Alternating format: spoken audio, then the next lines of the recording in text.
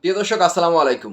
Israel এবং ইরানের যুদ্ধের সর্বশেষ খবর হচ্ছে, এর আগে আপনারা সকলে জানেন, শুক্রবার ভোর 5টার দিকে ইসরায়েল ইরানের রাজধানী তেহরানে বিমান হামলা চালায়।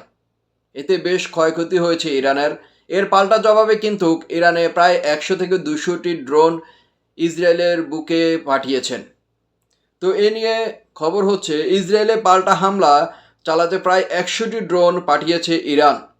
ইসরায়েলি সামরিক বাহিনী আজ শুক্রবার এ তথ্য জানিয়ে বলেছেন, তারা এসব ইরানি ড্রোন ভূপাতিত করতে কাজ করছে। এর আগে আজ ভোর রাতে ইরানের বিভিন্ন স্থানে আকাশপথে হামলা চালিয়েছে ইসরায়েল। ইসরায়েলি সামরিক বাহিনীর মুখপাত্র ব্রিগেডিয়ার জেনারেল সাংবাদিকদের বলেন, ইসরায়েলের ভূখণ্ডের দিকে প্রায় 100টি ড্রোন পাঠিয়েছেন ইরান। সেগুলো আমরা ভূপাতিত করার চেষ্টা করছি। তো ইসরায়েলের যে হামলা চালিয়েছে সেখানে কেমন কি ক্ষয়ক্ষতি হয়েছে দেখুন।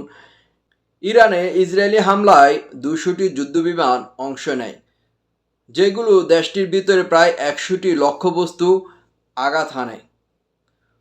গত রাতে ইসরায়েলির হামলায় ইরানের সেনাবাহিনীর chief of staff Islamic revolutionary গার্ডের প্রধান এবং ইরানের জরুরি কমান্ডারের প্রধান নিহত হয়েছেন বলে জানিয়েছে ব্রিগেডিয়ার জেনারেল ডিফরিন।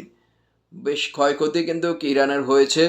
এর কিন্তু পাল্টা জবাব কিন্তু ইরানের সর্বোচ্চ ধর্মীয় নেতা তিনি বলেছেন, ইরানে হামলার সর্বোচ্চ জবাব দিতে হবে ইসরায়েলকে মানচিত্র বুক থেকে বিচ্ছিন্ন করে ফেলবে। এ ধরনের হুমকি কিন্তু ইতিমধ্যে দিয়ে দিয়েছে ইরানের সর্বোচ্চ ধর্মীয় নেতা। কি হতে যাচ্ছে, আমরা কি তৃতীয় একটি বিশ্বযুদ্ধের দিকে ধাবিত হচ্ছি?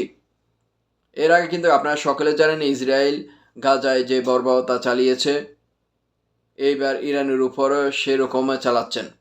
কিন্তু দেখা যাক কি হয়, কোন দিকে যাচ্ছে, এর পিছনে উস্কানিদাতা কে, সেটাই দেখার বিষয়।